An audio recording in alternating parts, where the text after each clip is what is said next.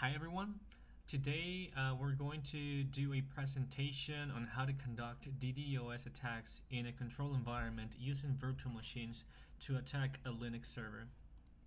So what we have at the left top corner of the screen is a Kali Linux machine that contains the code for a command control center.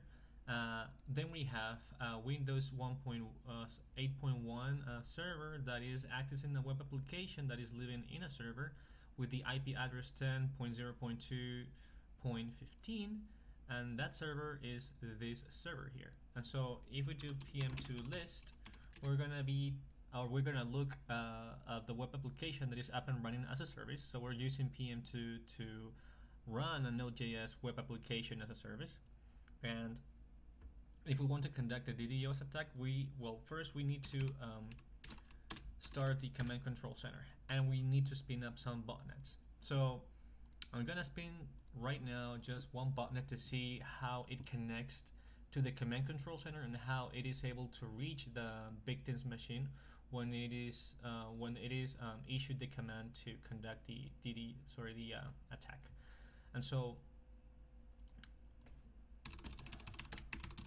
we're gonna enter there. We're going to also see the traffic coming into this machine, and iptraf ng. And so we take a look at the traffic monitor, and then we'll see no TCP connections being made into it, of course. Now what we're going to do is to start the netbot executable file in this machine, and then we're going to start a server, and at some point this botnet is going to connect to the command control center, which it did, and then we're going to set the target parameters. And so the target parameters are going to be the IP address of the machine or the server that we want to attack, and that is 10.0.2.15, and then the target port, which is 80, right? And so what we're going to do is now to set up the attack type, which is going to be a fast HTTP attack, and then we're going to start the attack by pressing 3. And yes, we can see that TCP connections are being made into the victim's machine. So as of now, the server should be still responsive, hopefully, because it should not be very overwhelming having just one machine DOS in the victim's machine.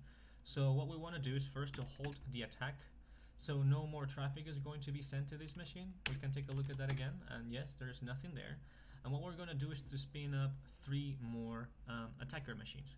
Now these attacker machines are just clones of each other, and they contain the same source code and executable file for the botnet, and they contain also the same computational resources, right? Same CPU, same memory, and so on. And okay, we're gonna start a new, wow, it's not gonna work. Wait, okay, we're gonna start a new botnet here. That's one. That's the second botnet, and then this is the third one.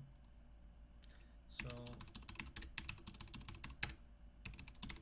alright, so we should have 4 botnets connected into this command control center, and those 4 botnets should attack this machine here. So we're gonna set up attack again to be a fast HTTP attack, and then we're gonna start the attack right now, and yes, it's working, and hopefully we should see the server being very laggy and at some point timing out.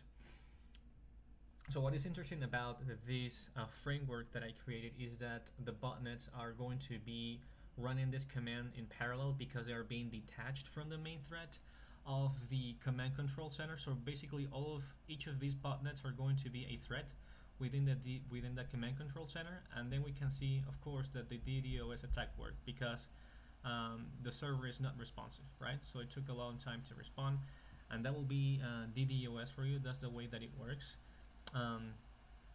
You should also take into consideration that for DDoS to work, obviously the botnets and the command control center should be able to reach the victim's machine. So in this case, we're just doing this in the control environment, and the way the DDoS attack works is by having a server that is the victim machine, which is going to have some resources like CPU, memory, that if they were to be lower, right, or if they were to be very poor, this machine could be easily overwhelmed by internet traffic. So the more CPU, for example, especially CPU that this machine contains or has, it is a little bit harder for it to be overwhelmed by other computers, as long as the sum up, I guess, power of those computers or botnets are not greater than the victim's machine. But even so, it would make the victim's machine pretty laggy. So it's basically a battle of resources, to be very honest. What DDoS comes down to. So this will be today's presentation. I hope you like it. I hope you enjoy it. I will leave in the source code in the comment. And also, if you want to post some comments into this video, please do so. Thank you so much.